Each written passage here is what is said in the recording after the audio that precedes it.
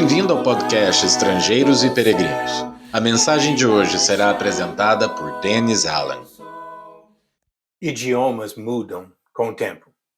Mesmo se não houvesse acordos internacionais para definir e modificar normas de ortografia, qualquer idioma usado no dia a dia sofreria alterações. Se tentar ler um livro publicado 400 anos atrás, sem atualizações do vocabulário e ortografia, a maioria das pessoas enfrentaria bastante dificuldade. Por este motivo, o estudo de textos antigos, a Bíblia, neste caso, requer atenção para os significados das palavras usadas no passado para comunicar ideias. Versões recentes da Bíblia podem ser compreendidas com mais facilidade do que traduções feitas séculos atrás. Mas mesmo com esta ajuda, há algumas palavras que já entraram no vocabulário cotidiano, mas com significados diferentes dos sentidos originais. Na mensagem de hoje, vamos considerar um exemplo prático, a palavra igreja.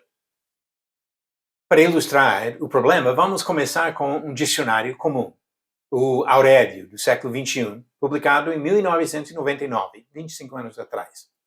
Conforme este dicionário, a palavra igreja significa templo cristão, autoridade eclesiástica, a comunidade dos cristãos, o conjunto dos fiéis ligados pela mesma fé e sujeitos aos mesmos chefes espirituais. O dicionário continua com alguns usos da palavra específicos à Igreja Católica, mas estes primeiros já servem para ilustrar nosso ponto aqui. Estas definições bem explicam o uso atual da palavra. O sentido mais comum no dia a dia, primeira definição, é um templo cristão, um prédio, conhecido como local de atividades religiosas. O segundo significado captura a ideia da autoridade das instituições religiosas, sejam católicas ou evangélicas, e assim entendemos que igrejas declaram suas decisões e doutrinas. No uso popular do século XXI, estas definições servem bem. Mas se inserir um destes primeiros dois significados em algum texto bíblico que fala da igreja, o resultado seria a confusão. Na Bíblia, igreja nunca significa templo material ou prédio, e não se refere a alguma hierarquia de autoridade religiosa. Considerando as definições do Aurélio, o sentido mais apropriado no contexto bíblico é a comunidade dos cristãos. Quando encontra a palavra igreja na Bíblia, não deve pensar em onde, deve pensar em quem. Não pense em instituição ou organização, pense em organismo ou corpo. A palavra igreja vem da palavra grega eklesia, que se refere, naquela época, a assembleias gerais de cidadãos de certos locais. Passou a ser usado para identificar esse conjunto de pessoas que pertencem exclusivamente a Cristo. Às vezes, essa palavra descreve a totalidade dessas pessoas. Por exemplo, Hebreus 12, versículo 23, fala sobre a igreja dos primogênitos arrolados nos céus. Não tem limite de geografia nem de tempo. É neste sentido geral ou universal que Paulo falou sobre a igreja em Efésios capítulo 5, quando ele comparou a relação de Cristo e a igreja com a relação de marido e mulher. Jesus com toda a sua igreja. Por se referir a um conjunto ou assembleia de pessoas, essa palavra é usada outras vezes no Novo Testamento para identificar um grupo local, uma congregação que se reunia em determinada cidade, por exemplo. Este é o sentido em 1 Coríntios 1, versículo 2, quando ele fala sobre a igreja de Deus que está em Corinto.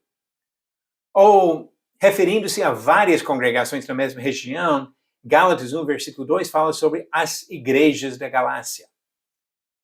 O ponto importante, quando pensamos no significado bíblico da palavra igreja, é entender que fala de pessoas e não de prédios. No uso popular, igreja pode significar edifício, mas no uso bíblico, nunca se refere a um local construído com blocos e cimento. O edifício é espiritual. As pedras usadas na construção são pedras vivas, os próprios cristãos. Com este entendimento, podemos evitar distorções populares. Uma igreja não precisa de templo ou prédio para ser real e legítima. Precisa de pessoas. Evitemos também o outro extremo de alguns que ensinam que igrejas necessariamente se reúnem somente em casas. É claro que algumas igrejas no Novo Testamento se reuniam nas casas de irmãos, mas isso não foi um padrão universal. Sabemos que uma igreja se reunia no pórtico de Salomão, em Atos 5, versículo 12. Outra em um cenáculo ou sala superior, Atos 20, versículo 8. Em muitos casos, a Bíblia simplesmente não fala do local das reuniões, pois a ênfase não está no lugar, e sim nas pessoas que já deixaram de viver no pecado para fazer parte desta assembleia que pertence a Cristo. É isso que igreja significa. Agora vamos ver se você acertou a pergunta de ontem. Quem foi o sucessor do governador Félix? A. Cláudio Lísias. B. Pôncio Pilatos. C. Pórcio Festo. Ou D. Lúcio Pompeu? A resposta a essa pergunta, C. Pórcio Festo, como diz em Atos capítulo 24, versículo 27. 2 anos mais tarde, Félix teve por sucessor Pórcio Festo. E como Félix queria assegurar o apoio dos judeus, manteve Paulo encarcerado. Atos 24, versículo 27. Agora a pergunta de hoje. Quando seriam tirados das argolas os cabos ou varas usados para carregar a Arca da Aliança? Alternativas. A. Somente depois de construir o templo. B. Em cada parada no deserto. C. Quando for carregar a arca em uma carroça. Ou D. Nunca seriam tirados. A resposta certa no final do episódio 479. A igreja é importante no plano de Deus. Mas a igreja não é local, não é hierarquia, é um conjunto ou assembleia de pessoas. E assim vamos todos procurar, de fato, fazer parte da igreja do nosso Senhor, Jesus Cristo. Obrigado por nos acompanhar nessa jornada pelas Escrituras. Volte amanhã para ouvir mais uma mensagem do podcast Estrangeiros e Peregrinos. Seguimos pelo mundo.